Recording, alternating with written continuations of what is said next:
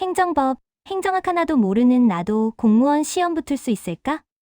공부법이 이게 맞나? 실력이 안 느는 것 같은데. 안녕하십니까? 자유호입니다. 오늘은 지방직 9급 일반행정직과 국가직 7급 일반행정직에 최종 합격한 제가 어떻게 해야 공무원 시험에 단기 합격할 수 있는지 그 공부법에 대해 얘기해 보려고 해요. 제 시행착오와 수많은 합격 수기들을 통해 깨달은 핵심적인 내용만 담았으니까 이 영상 하나로 공부법 설정에 필요한 시간과 시행착오를 줄이시길 바랍니다. 또 공부 도중에 느끼게 될 이렇게 공부하는 게 맞나? 실력이 안 느는 것 같은데? 이런 의심과 걱정도 최대한 떨칠 수 있도록 명확한 공부 방향을 설정해드리겠습니다. 특히 오늘 영상은 행정법, 행정학, 헌법 등 공시 전공 과목 공부에 도움이 될 내용입니다. 공부법 설명 전에 참고하실 수 있게 공시 준비 시작 전 제 베이스를 간략하게 말씀드리겠습니다. 저는 이과 출신으로 대학교는 인서울 4년제 공대를 나왔고 공시에 필요한 스펙은 토익 점수만 하나 가지고 있었습니다. 행정법, 행정학, 헌법, 경제학 등에는 전혀 베이스가 없었기 때문에 노베이스 분들도 충분히 따라하실 수 있습니다. 추가로 제 공부 기간은 대학교 3학년 때 학교와 병행하면서 8개월간 하루 평균 서너 시간 공부를 했고 다음 해에는 휴학하고 1월부터 9월 시험까지 전업수험생 생활을 했습니다. 이렇게 9급 7급 합격까지 총 수험 기간은 약 15개월 정도로 보시면 되겠습니다. 먼저 단기 합격을 위해서는 시험에 대한 본질을 빠르게 파악해야 합니다. 공무원 시험은 우리가 지금까지 경험한 학교 내신이나 수능 시험과는 결 자체가 다르기 때문입니다. 내신이나 수능에는 주관식 서술형 문제들도 많고 우리가 공부한 문제들이 유형이 바뀌어서 나오는 경우도 많죠. 그런 시험들을 위해 우리는 지금까지 원리를 이해하고 개념을 문제에 적용하는 그런 공부를 해왔습니다. 하지만 공무원 시험을 잘 보기 위해서, 아니 합격 컷을 넘기 위해서는 공부법이 전혀 달라져야 합니다. 공무원 시험은 범위가 방대한 대신 대부분 기출문제가 그대로 출제되고 기출문제만 암기해도 합격선을 넘는 데는 충분하기 때문이죠. 또 모든 문제가 객관식으로 나오기 때문에 해당 선지를 자세히 이해하고 설명할 수 있을 정도가 아니라 OX만 판별할 수 있으면 충분합니다. 이런 공시의 특성 때문에 기존의 우리 몸에 습관화된 공부법을 버리고 빠르게 공시를 위한 공부법을 적용해야 합니다. 저도 공시 준비에 앞서 처음 한 달 정도는 다양한 합격 수기들을 찾아보고 공부법을 설정하는 데 시간을 많이 썼습니다. 또 어떤 인강 강사님을 고를지, 그 강사님의 어떤 강의와 어떤 책으로 어느 정도 기간을 정해서 공부할지 등등 생각할 게 정말 많더라고요. 이어지는 내용에서 이런 부분까지 상세히 답변드리겠습니다. 처음 말씀드릴 내용은 인강을 최대한 멀리하라입니다. 많은 단기 합격 수기들이 말하고 있고 저도 동감하는 가장 중요한 포인트는 인강 의존도를 낮추고 기출문제 회독을 늘리는 것입니다. 극단적으로 말씀드리면 인강을 전혀 듣지 않고 기출문제만 보는 것이 더 빨리 합격하는 지름길이 될 수 있습니다. 실제로 저와 같이 공무원을 준비한 학교 동기가 한 명 있었는데 그 동기는 인강을 전혀 듣지 않고 처음부터 기출문제만 파서 저보다 더 짧은 기간에 시험에 합격했습니다. 하지만 저뿐만 아니라 대부분의 공시생들이 인강을 듣는 이유는 무엇일까요? 처음부터 혼자 기출문제를 보는 게 힘들기 때문입니다. 우리는 지금까지 공부를 하면서 머릿속에서 뭔가를 이해하고 문제에 적용하는 데 익숙해져 왔고 암기를 하더라도 잘 정리된 교재를 통해 구조화된 암기를 해왔습니다. 하지만 기출문제를 처음 보고 있으면 내가 한국말을 보고 있는데 무슨 말인지 이해가 안 되는 경험을 하게 됩니다. 저도 공시를 준비하면서 가장 힘들던 부분이 기출문제를 보면서 이해가 안 되고 집중력이 떨어져서 답답함을 느꼈던 순간들입니다. 그렇기 때문에 대부분의 사람들은 처음에는 인강 기본 강의로 시험 준비를 시작합니다. 인강을 통해 이 용어는 이런 뜻이구나, 이 선지는 이러한 배경이 있어서 틀린 선지구나, 이렇게 힘을 덜 들이고 공부를 할 수 있는 거죠. 하지만 인강을 통한 공부는 시간이 너무 오래 걸리기도 하고 인강을 들었다고 안 까먹고 기억에 계속 남아있는 것도 아닙니다. 단순히 인강은 우리가 기출문제를 혼자서 볼 때 조금이라도 문제를 친숙하게 해주는 역할 그 이상도 이하도 아니라고 생각합니다. 먼저 여기서 인강을 선택하는 기준을 말씀드리면 과목별로 일타 강사님을 고르는 겁니다. 너무 단순한 이야기지만 이미 시장에는 수십만 명의 합격생들로 증명된 일타 강사님들이 존재합니다. 그분들은 매년 수백 수천 명의 합격생들을 배출하고 있기 때문에 그 중에 누구를 선택하느냐는 시험 당락에 크리티컬한 영향이 없습니다. 이때 어떤 과목에는 일타 강사 두 분의 경쟁 구도가 있어서 고민이 된다고 하면 이 두 가지를 고려해서 결정하시면 될 것 같습니다.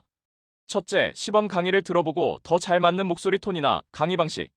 둘째, 기출문제집의 가독성 및 기출문제가 수록된 양입니다. 말씀드렸다시피 시험 공부에 있어 가장 중요한 것은 기출문제집 회독이고 인강은 보조수단이기 때문에 저는 기출문제집에 더 중점을 두고 강사님을 골랐습니다. 제 생각에 기출문제를 최대한 많이 짚고 지엽적인 부분까지 다루는 문제집보다는 상대적으로 컴팩트한 기출문제집의 강사님을 선택하는 것이 더 좋다고 생각해요. 왜냐면 제가 선택한 기출문제집이 컴팩트한 편이었지만 그 문제집에 있는 문제조차도 시험날까지 완벽하게 알고 가지 못했기 때문입니다. 이제 강사님을 고르셨다면 기본 이론 강의를 수강하실 텐데 수강 포인트로 두 가지를 말씀드릴게요. 첫째는 최대한 빠르게입니다. 우리가 인강을 듣는 목표는 기출문제를 회독할 때 이런 게 있었지 좀 더 익숙함을 느끼기 위한 정도입니다. 어차피 지금 좀 더 신경 써서 들어도 나중에 다시 문제를 보면 대부분 생각이 안 납니다. 저 같은 경우는 평균 1.7배속 정도로 인강을 들었고 인강을 들을 때는 혼자 기출문제를 볼 때보다 훨씬 수월하기 때문에 하루에 8시간 이상 배속을 생각하면 13시간에서 15시간 분량의 인강을 들었습니다. 두 번째 포인트는 기출문제와 함께입니다. 어차피 인강을 듣는 이유가 기출문제를 수월하게 풀기 위한 것이기 때문에 그날 인강들은 범위의 기출문제를 몇 개라도 함께 풀어봤습니다. 다 푸는 것은 너무 오래 걸리니 홀수번 문제만 푼다거나 5의 배수번호 문제를 푼다거나 이런 방식으로요. 기본서에 문제들이 같이 수록되어 있다면 그 문제들을 풀어보는 걸로 대신하셔도 됩니다. 강사님들마다 인강 강의 수와 시간, 기출문제 수가 다 다르기 때문에 그에 맞춰 적당히 알맞게 계획을 세워주세요. 다시 한번 강조하지만 여기서 가장 중요한 것은 빠르게입니다. 한 과목 기본이론 인강을 듣는 기간은 3주 이내를 추천하고 과목당 기본이론 인강을 수강하는데 한 달 이상을 쓴다면 4과목 기준으로 반년 가까운 시간을 쓰게 되면서 단기 합격과는 점점 멀어지게 됩니다. 언제까지나 인강은 보조수단일 뿐 우리는 빨리 기출문제 회독에 들어가는 것이 필요합니다. 인강을 들으면 강사님이 설명을 잘 해주셔서 이해도 잘 되고 기억에도 오래 남을 것 같지만 이것은 착각입니다. 합격에 가까워지는 길은 힘들고 모르겠어도 혼자서 스스로 기출문제를 여러 번 회독하는 것입니다. 인강을 들으면서 편하게만 공부하려는 것은 인강 중독으로 장수생이 되는 지름길임을 명심해주세요. 이제 기출문제 회독에 대해 말씀드리겠습니다. 기출문제 회독은 꼼꼼히 2배의 시간을 들여서 5번 하는 것보다 대강 빠르게 10번 하는 것이 몇 배로 효율적입니다. 다른 단기 합격 수기들을 보아도 기출문제집 회독수를 늘리는 것의 중요성에 대해 많이들 이야기하고 있습니다. 처음 기출문제집 회독을 시작할 때는 해당 부분 강의를 들은 지 꽤 시간이 지난 상태라서 거의 모르는 선지밖에 없을 거예요. 인강 때와 마찬가지로 확실하게 알고 넘어가야겠다는 생각을 버리고 이 선지는 옳은 선지구나, 이 선지는 틀린 선지구나 바로바로 해설을 보면서 읽고 넘어가시면 됩니다. 그렇게 보다 보면 같은 단원에서 계속 똑같이 반복해서 나오는 선지들이 있습니다. 그런 선지들은 계속해서 빈출되는 핵심 선지들이기 때문에 한두 개씩 머리에 들어오게 될 거예요. 그렇더라도 아는 선지는 극히 일부고 모르는 선지들이 훨씬 많습니다. 하지만 반복해서 회독을 하다 보면 점차 모르는 선지들이 줄어들고 회독 속도가 빨라집니다. 처음에는 한 달 걸리던 게 두 번째에는 3주 만에, 세 번째는 2주, 네 번째는 열흘, 10번째는 하루 만에도 볼 수 있을 정도로 빨라지는 프로세스인 거죠. 그렇게 시험 전날에는 전 과목 기출문제집을 하루 안에 다 훑을 수 있게 만드는 것이 기출회독의 최종 목표입니다. 제가 공부한 책을 보여드리면서 좀 더 구체적으로 설명드릴게요. 저는 이렇게 매번 회독을 할 때마다 회독을 시작하는 날짜를 적고 모르는 선지에 대해서는 표시를 해뒀습니다.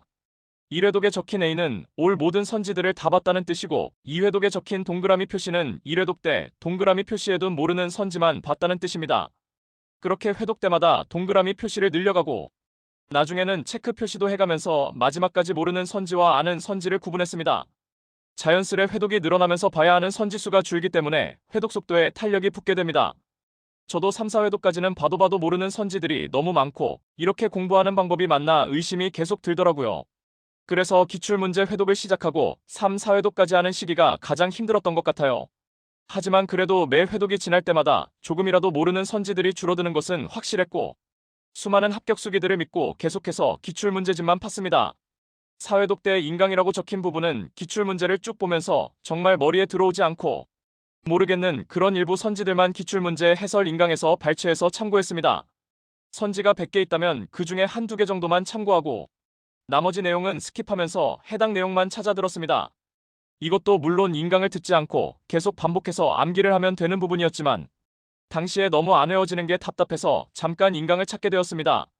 여러분도 기출문제 회독을 하면서 인강을 활용하게 된다면 인강에 내가 끌려가는 것이 아닌 내가 주체적으로 필요한 부분만 찾아 듣는 것을 추천드려요. 물론 당연히 인강을 안 듣고 기출문제만 봐도 무방하지만 기출문제를 보다가 정말 어렵고 힘들어서 공부를 포기하고 싶다는 생각이 드는 정도라면 이런 방식으로 인강을 활용하시는 건 괜찮을 것 같습니다. 그렇게 계속해서 회독수를 늘리다 보면 중간에 드는 생각이 있습니다. 내가 모르는 표시를 안 해뒀는데 시간이 지나 까먹은 게 있으면 어떡하지? 그런 경우를 대비해 저는 시험 한두 달 전에 전체 선지를 회독했습니다. 여기 7회독에 표시된 A가 전체 선지를 다시 회독한 회차였습니다. 생각보다 한번 머리에 박힌 선지는 까먹는 경우가 별로 없더라고요. 공부를 하시다 보면 느끼시겠지만 한번 머리에 들어온 선지는 계속 기억에 남고 몰랐던 선지들만 끝까지 헷갈리고 암기가 잘 안 됩니다. 사진에는 8회독까지만 기록되어 있지만 시험 며칠 남기고 막판에는 정말 빠르게 9회독, 10회독을 추가로 하고 시험장에 들어갔었다는 점 참고해주세요. 이제는 공부법에 대해 어느 정도 설명드렸으니 멘탈 관리를 위한 포인트 딱 두 가지만 추가로 말씀드리겠습니다. 첫 번째는 어차피 까먹는다. 까먹는 게 당연한 거다라는 걸 받아들이는 것입니다. 네 과목 시험을 본다고 했을 때 한 과목에 기출문제를 1000개만 본다고 해도 각 문제당 선지는 4개, 총 16,000개의 선지를 암기해야 합니다. 물론 중복해서 출제되는 선지들이 대다수지만 그럼에도 엄청난 숫자입니다. 그렇기에 처음 볼 때 완벽하게 알고 가는 것은 불가능합니다. 저도 그렇고 대부분의 합격자들도 그러시겠지만 시험장 들어가는 전날까지도 본인이 본 모든 선지를 기억하지는 못합니다. 수험 기간은 점점 완벽에 가까워지는 과정일 뿐입니다. 그렇기 때문에 지금 마주한 한두 문제를 확실히 알고 가겠다고 시간을 오래 투입하고 스트레스 받는 공부법은 지양해야 합니다. 그 문제를 지금 넘어가더라도 다른 문제를 보다가 저절로 알게 되는 경우도 꽤 있습니다. 또 7번, 8번씩 회독을 거쳐도 모르겠는 문제는 중요하지 않은 문제, 즉 시험에 나올 확률이 매우 적은 문제일 가능성이 크다는 것입니다. 중요한 문제 선지들은 자주 보이기 때문에 여러 번 보다 보면 금방 외워집니다. 하지만 계속 모르는 선지는 수천 개의 선지들을 보다가 한두 번 나오는 선지들이기 때문에 그런 선지들은 다시 시험에 출제될 확률도 매우 낮죠. 우리는 상대적으로 빈출되는 중요도가 높은 선지에 더욱 집중해야 합니다. 정리하자면 공부를 하면서 까먹는 것은 당연한 일이고 마지막까지도 모르는 선지는 있을 수밖에 없다. 완벽하지 못한 것에 너무 스트레스를 받지 말자가 첫 번째 멘탈 관리 포인트입니다. 두 번째 포인트는 고통 총량의 법칙입니다. 저도 어떤 동기부여 영상에서 보고 수험 기간 내내 마음에 간직한 문구입니다. 내가 합격을 하기 위해서 필요한 고통의 양이 100이라면 그 100을 채워야만 합격을 할 수 있다는 법칙입니다. 반대로 얘기하면 오늘 하루가 힘들고 고통스러울수록 합격과 가장 가까워지는 하루가 되는 것이죠. 저도 공시 준비하기 전에는 공부하면서 그렇게까지 힘들어 본 적이 없었는데 전업수험생을 하면서 스트레스를 많이 받았습니다. 공부가 어렵기도 하고 아침에 일어나기 힘들고 휴대폰도 보고 싶고 스스로 모든 것을 통제해야 하는 삶이 정말 힘들고 고통스러웠습니다. 하지만 그럴 때마다 이 고통들이 모여서 어느 정도 이상 쌓이면 내가 합격하겠구나 라고 생각을 하니 조금이나마 멘탈 관리에 도움이 되었던 것 같습니다. 고통 총량의 법칙, 이것이 제 두 번째 멘탈 관리 방법이었습니다. 지금까지 공시 수험 기간을 통해 최종 합격을 하기까지 제가 느낀 것들 중에 가장 중요하다고 생각한 부분들을 말씀드렸습니다. 이 중에서도 꼭 한 가지만 골라야 한다고 하면 그건 인강을 멀리하라입니다. 마라톤을 준비할 때 가장 좋은 방법은 꾸준히 계속 뛰면서 체력과 근지구력을 기르는 것입니다. 하지만 운동 시간을 줄이고 잘 뛰는 방법을 가르쳐주는 강의를 듣는 게 실제 마라톤 실력을 키우는데 큰 도움이 되지 않는 것과 같은 원리입니다. 정말 처음에 아무것도 모를 때 혹은 꾸준히 뛰다가 불편한 점이 있거나 궁금한 점이 있으면 강의를 찾아볼 수는 있지만 강의 듣는 시간을 늘리고 실제 운동 시간을 줄이는 건 바람직한 방법이 아닙니다. 공무원 시험은 기출문제만 계속 암기해서 기출된 선지들의 OX만 판별할 수 있으면 합격하는 시험입니다. 그 누구도 이론을 묻거나 그 선지가 옳고 그른 이유를 묻지 않습니다. 이 부분을 명심하고 기출문제 회독에 중점을 둔 수험생활 하셨으면 좋겠습니다. 여기까지 긴 영상 봐주셔서 감사하고 이 영상이 수험생활에 조금이나마 도움이 되셨으면 좋겠습니다.